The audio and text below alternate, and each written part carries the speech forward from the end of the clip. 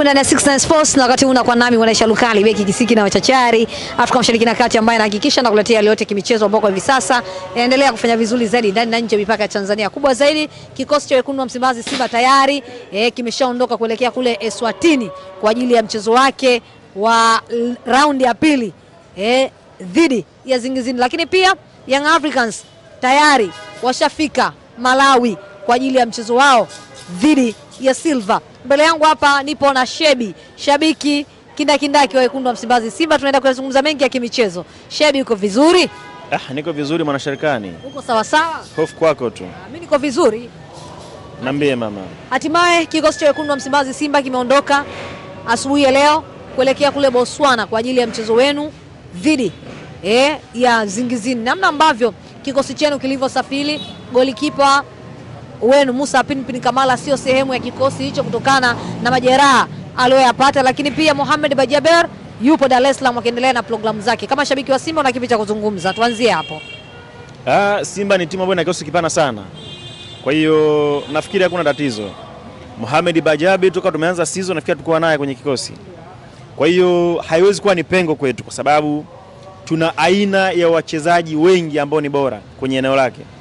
Lakini Musa Pinpin Kamara nafikiri labda pengine ndio pengo, ila magolikipa ambao tunao nafikiri wanatosha kwa sababu mtu kama Yakubu ni golikipa ambaye tumeona kwenye national team mambo ambayo amefanya. Kwa kwenye eneo la goalkeeping bado tuna wasiwasi. Na kwenye eneo la kiungo pia hatuna wasiwasi bado. Wamekosekana wachezaji wetu muhimu, tunaombea tu wapone salama, warudi, waendelee na ajira zao. Unaenda kuwa ni mchezo wa namna gani, namna ambavyo ukitazama kikosi cha wekundu wa Msimbazi Simba katika mchezo wa mwisho wa mazoezi mnyama kapasuka bao 4 hapa jijini Dar es Salaam. Tumeweza kuona mwalimu mpya akiingia ndani ya kikosi cha Simba na imani kuna baadhi ya wachezaji wanaweza kupata nafasi. Kwako unaenda kuchukulia mchezo huu kwa namna gani? Kwanza binafsi nafikiri siwezi kwenda kutizama mchezo wa kesho kutwa kwa kipimo cha mechi ya kirafiki dhidi ya Al Hilal. Kuelekea kwenye mchezo huu nitatizama mchezo dhidi ya Gaborone United. Game ya mwisho ya michuano hii. Nafikiri ulikuwa ni mchezo ambao ni mgumu sana kwa klabu yetu ya Simba. Sasa ukitaka kwenda kuitazama game hii na hawa Eswatini, nafikiri kwanza lazima uangalie ambapo Simba tuliishia kwenye michuano hii. Hatukuwa na kiwango bora hata kidogo kwenye mechi zote mbili, home na ugenini. Kwa tunakwenda kucheza mchezo ambao nafikiri mwalimu wetu kwanza inabidi aangalie maboresho ambayo ameyafanya. Lakini jambo kubwa zaidi anatakiwa aangalie kwamba anakwenda kucheza mchezo ambao sio mchezo wa kujaribu. Yaani ni game ambayo moja kwa moja wanatakiwa watafute kitu na ukipate. Kwa ni mchezo mgumu, lakini kwa imani yangu na klabu ya Simba tuna wachezaji wengi bora sana ambao nafikiri ni top player. Watakwenda kuamua hii mechi. Tunakwenda kupata matokeo mazuri ugenini. Kama wachezaji wetu kwa 90% watakwenda kutimiza wajibu wao kiwanjani. Mnaenda kupata matokeo mazuri. Of course, sababu tuna timu nzuri. Kitu kinakupa imani kwamba Simba pengine anaweza kuondoka na matokeo ugenini? Mpira wa miguu katika nchi yetu ya Afrika ama katika bara letu la Afrika kila mmoja anashinda nyumbani kwake, Shabani. Sio kweli kwa sababu ukimtazama mnyama Simba ametoka 1-1 dhidi ya Gaborone United hapo ndani Benjamin Mkapa. Lakini mnyama Simba ni kwa nini alisonga mbele kwenye hatua inayofuata? Kwa sababu alipata matokeo wapi? Alipata matokeo kwenye ardhi ya ugenini. Kwa hata kwenye game hii, yani kuna vilabu ambavyo ukicheza navyo inabidi kwanza uangalie home advantage. Na kuna timu ambazo unapocheza nazo hutaki kudisi home advantage. Unataka kuangalia mchezo ambao uko mbele yako ukafanye vizuri. Game dhidi ya hao Eswatini sio timu ya kuiangalia utegemea uwanja wa nyumbani. Hapana. Yaani kwa level zao, quality zao, budget zao, uwezo wao ni timu ambayo unatakiwa unaipiga popote unapocheza nao. Ukienda ugenini kama upo nyumbani, ukirudi nyumbani pia kama upo nyumbani.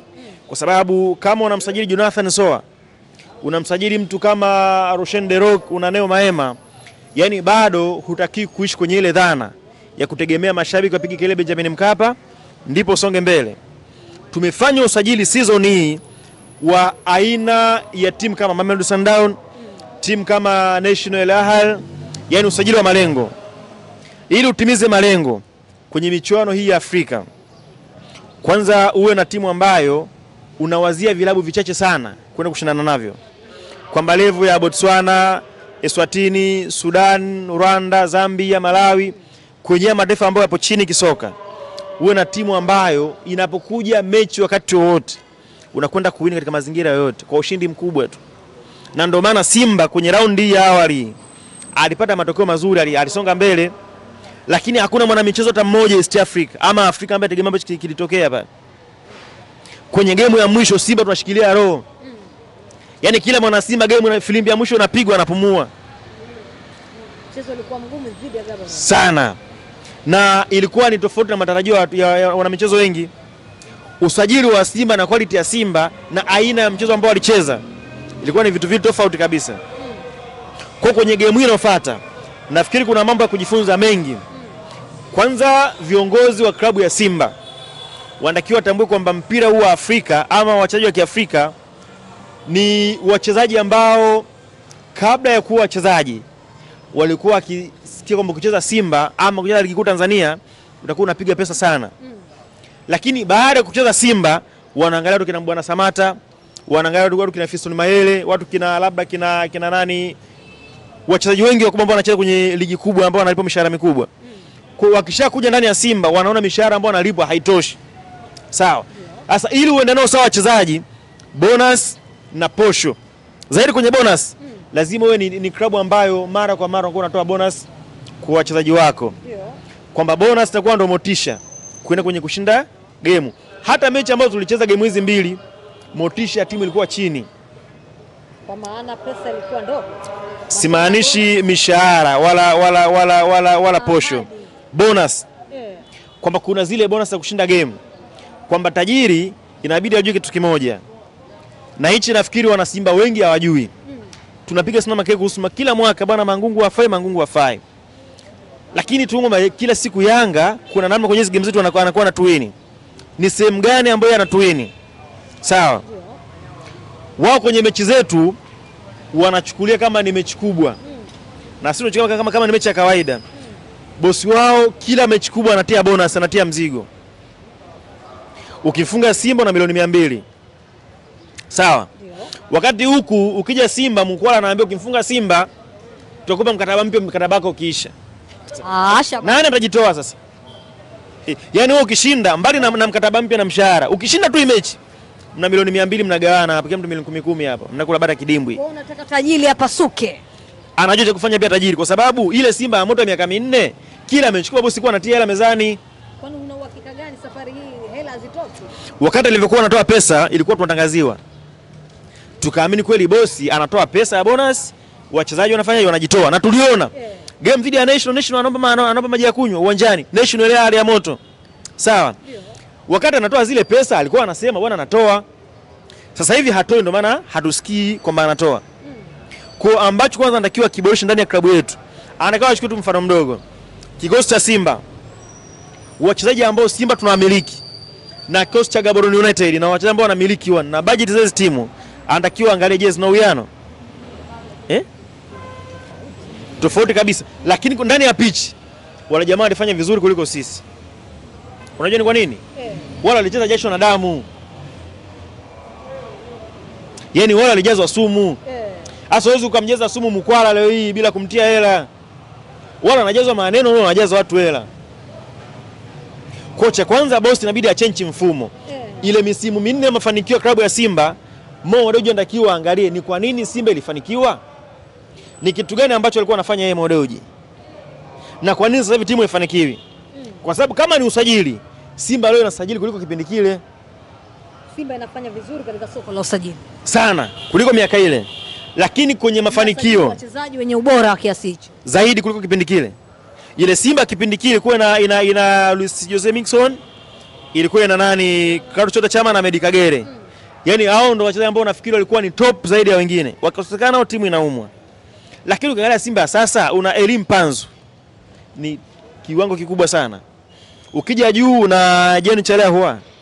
Chini una kina Mkwala kina Jonathan Soa. Chini una nani Alassane Kante, una Yusuf Ali Kagoma. Sasa hebu zipange namba kuanzia namba 6 mpaka namba 11. Halafu angalia ile Simba ile ilikuwa ina wachezaji wa aina hii. Lakini Simba ile bosi muda mwingi yupo na timu. Na CEO wa Simba kati yule alipewa uhuru na bosi kwamba kwenye timu ndio tajiri, fanya unachojisikia. Sawa. Kwa baba Gonzalez alikuwa anaangalia labda anahitaji milioni 200. Anapiga simu moja kwa bosi, bwana bosi, mechi ni ngumu kwetu. Ili ushinde hii game fanya nini? Weka ahadi ya pesa mezani. Umeelewa? Simba washikuahidi wachezaji bonus first half. Yaani kwenye vyumba vya kuchenchea nguo vile, wachezaji wanaahidiwa. Hii game mkishinda mkifuzu hapa, kuna milioni 200. Wakati kabla ya game watu walikaa kimya. Hiyo Simba ya boss mechi na Platinum ya Zimbabwe. Una moja bila Zimbabwe pale, unarudi hapa Benjamin Mkapa hapa. First half boss haelewi mambo, haeleweki. Napigwa simu, mkitoka hapo kuna 200 hapo mnakula. Watu wamerudi kipindi cha pili kama mwagiwa pilipili yani. Wakiingia huko natokeo kumtu kala chuma 4 hapa Benjamin Mkapa. Kwa katika mechi ya Eswatini tajili atie mzigo? Atie mzigo of course. Na kama hatotoa mzigo mechi ya kesho. Ila game marudiano lazima afanye jambo. Na nafikiri iwe ni muendelezo. Baada ya game hii, game zijazo tena mbele. Ayo natamani kwa kutia mzigo. Ukishaona mwenzao anatumia silaha hii, yani pambana utumie silaha kama ya kwake ama umzidi yeye. Ndani ya misimu minne Simba ina mafanikio. Lakini chanzo cha mambo hayo yote haya, shida ni pesa. Na pesa kama haipo, pesa ipo, ila aina ya mgawanyo jinsi wanavyotumia. Nafikiri ndio sehemu pekee ambayo tunaanza kufeli hapo. Simba wanachoamini wao, yani anachoamini yeye Mo Dewji kwa sasa. Akitoa bilioni 5 kwenye usajili, yani anaweza shamaliza. Mpira wa kibongo bado hujamaliza. Sajili wachezaji wazuri alafu walinde. Kuna game dhidi ya Coast. Coast anacheza ile kamkumbe anafika. Sawa. Halafu game yenyewe na mechi dhidi ya Azam, mechi ngumu. Kwa hiyo wanachofanya watu wa Yanga sasa nikupe kodi. Anafaro yule na Mungu au kama ni Coast. Sikiliza. Kuna milioni 30 hapa. Sawa. Kwa hiyo hebu cheza game ya kawaida, usicheze tough game, kufunge, chukua na hela. Akienda kigumiza anapigwa onyo. Yaani sio kama hatuwezi kufunga, tunakupa pesa ili at least usicheze game ukapoteza bure. Ila kama utaki pia, cheza unavyoweza na tutakufunga vile vile. Shabani. Ando mpira kibongo masharikani. Fitna za nje ya uwanja. Yaani hizo ndo fitna za nje ya uwanja na bongo asije kuisha hata siku moja.